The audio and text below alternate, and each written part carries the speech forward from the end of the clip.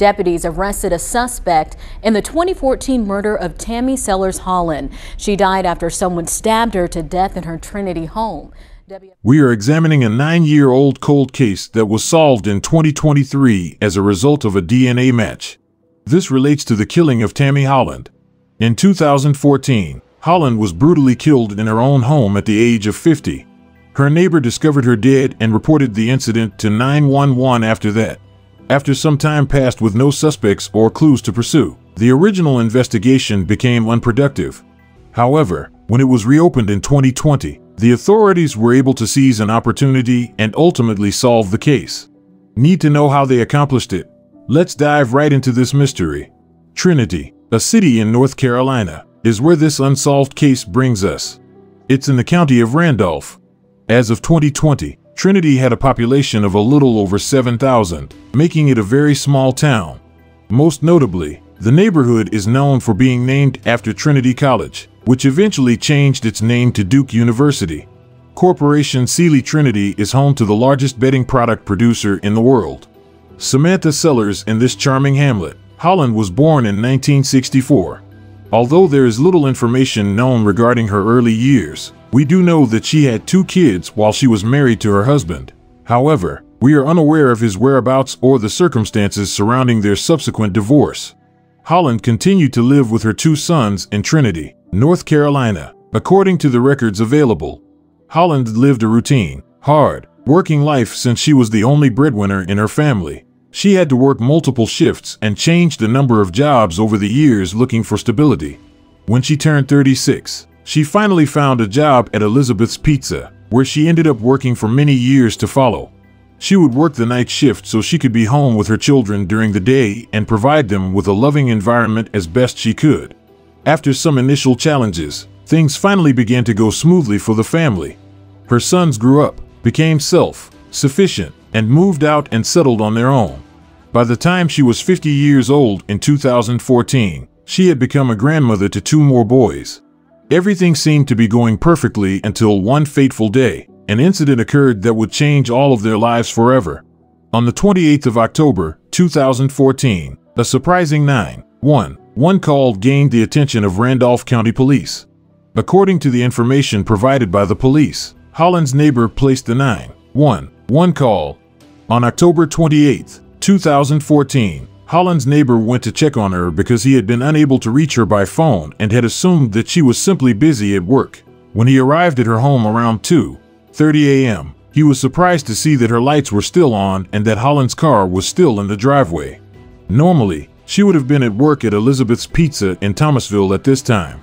When the Randolph County Police arrived at the address provided by the caller, they horrifyingly opened Holland's door to discover her dead in her living room, covered in a pool of blood. The police and investigators immediately sealed off the house and dispatched their forensic investigators to examine the crime scene and the body. When Holland's body was taken for an autopsy, it was discovered that she had been repeatedly stabbed and then left to bleed to death. This was determined to be the cause of death, and the case was classified as a homicide. An assault test was also carried out, but no sign of semen was discovered on Holland at the time of her death, when she was staying alone in Laughlin Hill Mobile Home Park. Despite gathering evidence at the crime scene, including DNA that did not belong to Holland, the Randolph County Police were unable to identify any specific evidence that pointed to any one of their list of suspects as the perpetrator. Despite their best efforts, the police even offered a handsome reward for information leading to the arrest of the offender. The county's investigators reopened the case and started a new investigation in 2020, despite the fact that years had passed without any answers, using every piece of information at their disposal, including the genetic evidence gathered from the crime scene. 3 years after submitting the DNA evidence, they started the investigation because the Cody's technology found a match. To their amazement, they discovered not just 1 but 2 suspects. Florence Keene and Roy Lee White were found to be the offenders. A warrant was issued on January 26, 2023, for Roy Lee White and Florence Keene. According to the warrant, Roy was wanted for felony accessory to first-degree murder. What was the relationship between Roy Lee White and Florence Keene in Holland? While Roy was born in 1967, the same year Tammy Holland was born, we do not have any information on Florence. Midway through his 20s was when he married Florence King. According to accounts, the couple were actually Holland's neighbors, and they shared a mobile home. It was discovered that Roy and his wife Florence were friendly neighbors of Holland's and frequently interacted with him. Roy and Florence were now considered wanted criminals by the police because a warrant had been issued for their arrest. Roy and Florence had managed to elude the authorities for almost 10 years, but DNA evidence has allowed for the identification of Tammy's killers, who are currently at large. The Randolph County Police made a major effort to track down the couple's whereabouts. In the area where Roy Lee White had previously lived, they searched for him but were unsuccessful. He was unmistakably fleeing. Fortunately, Roy was discovered and captured by the Randolph County Sheriff's Office Criminal Apprehension Team at the Econo Lodge on Brentwood Street in High Point, North Carolina, on February 7, 2023, at 11:10 p.m.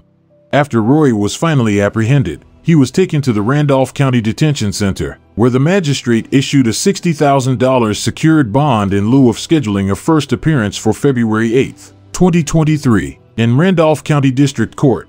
The investigators wanted Roy to make an open confession about the murder. He complied with his arrest and cooperated with the police during the interrogation.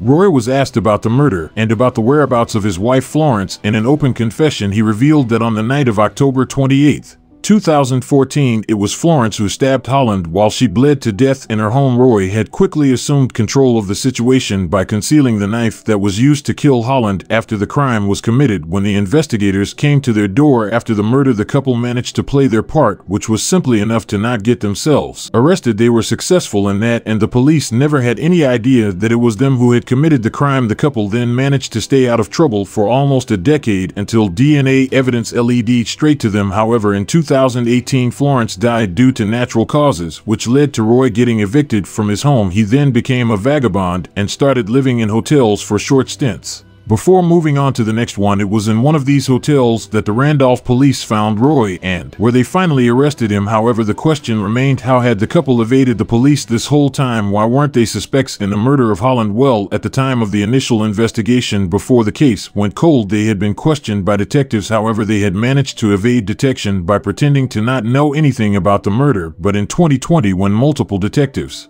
started looking into the cold case of Tammy Holland again, they found DNA evidence that led them straight to Roy and his wife Florence. Though no further details were released about the murder after Roy's confession, the sheriff's office did release some details of the murder, which included the DNA evidence, the crime scene details, and other pieces of information she shared. When it was revealed that the murderer had been captured, her loved ones gathered outside to remember Holland.